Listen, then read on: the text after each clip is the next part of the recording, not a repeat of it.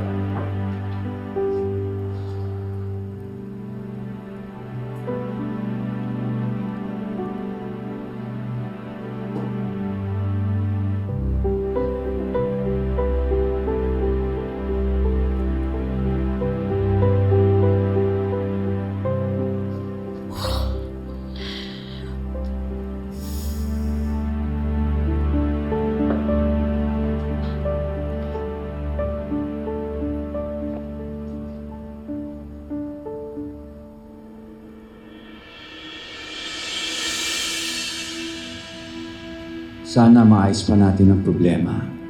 Huwag ka sanang magalit sa akin. Gusto talaga kita.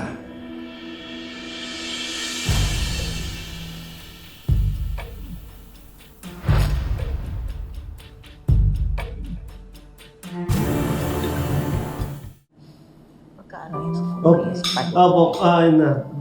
Thank you, Mama. Dahan na pagkain, Shobert. Ate, breakfast. Mag-March, meron tayong omelette at longganisa. Kumain muna kayo. Wag na po kayo mag-abala, Manang. Sorry, Robert, nalang kumain si ate ngayon. Marge, ayaw kong damaya si Jobert sa atong sumpay. Ma, wala man ako siya gidamay. Kasultir ako sa kong gibate.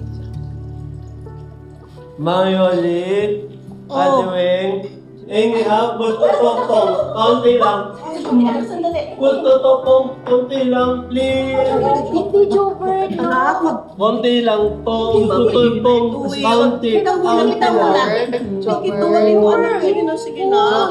Ay, mabait yan. Robert, hindi mo dapat kinuha yun hindi para sa'yo. Lalo na kapag alam mo na may iba nang nagmamay-ari. Sharing naman, ate. Gusto yung pong gulay. Robert, iba ang sharing sa pang-aagaw. Tandaan mo yan. Kapag kinuha mo yung para sa iba, hindi mo lang sila ninanakawan. Ninanakawan mo rin ang sarili mo ng respeto. Please, mag-sorry ka. Sorry, ate. Sorry, Manang Yoli. Sorry, Ate Weng. Okay lang yun, Jobert. Oh, sige. Next time na lang ako kakain, ha? Marge, unsa ba akong buhaton para mo ko pasaylo? Wala ko kabalo, ma. Gato ko lahi ka ni Papa. Pero pareho rin dahil mong duwa. Maski una ni mo ang kalipay kaysa imong pamilya.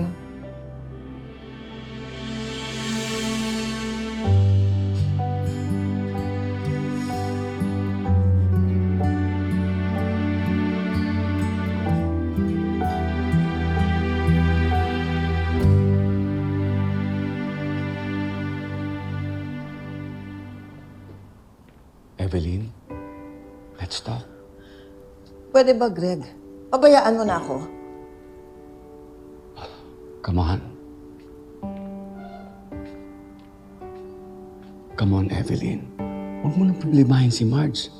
Na-convince ko na siya kagabi. Hindi na tayo lalaglag nun. Here.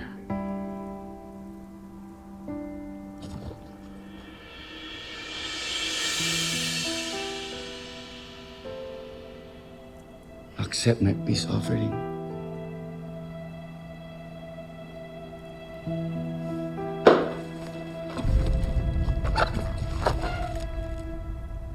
Wala ka na talagang kahiya-hiya, Greg. Bakit? Ano bang kala mo? Basta-basta lang yung nangyari sa atin? Huwag na nating dagdagan ng mga kasalanan natin, Greg.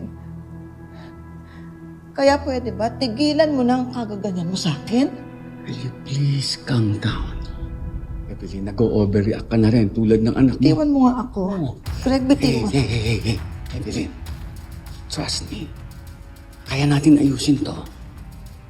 Greg, bitiwan mo ako. Nagsisisi na ako na naging mapusok ako, na naging mahina ako sa'yo. Pero alam ko na hindi tayo pwede. Kaya tigilan mo na! Tigilan mo na! Ayoko na! Evelyn, don't be so dramatic. We both know na gusto mo rin to. Sarili mo naman ang pagbigyan mo. Huwag puro mga anak mo. Tama na. Tigilan na natin to. Mama. Bitiwan mo na ako! Greg, Mama! Mama! Tawan mo! Bitawan mo, Mama! Tawan mo! Kinakausap ko pa mama mo. Move away. Ayaw! Out, Jobert! Out! Out! Huwag mong sasaktan ng anak ko! Lumayas ka. Iwanan mo kami! Umalis Don't ka na have rito. to push me. I know my way out.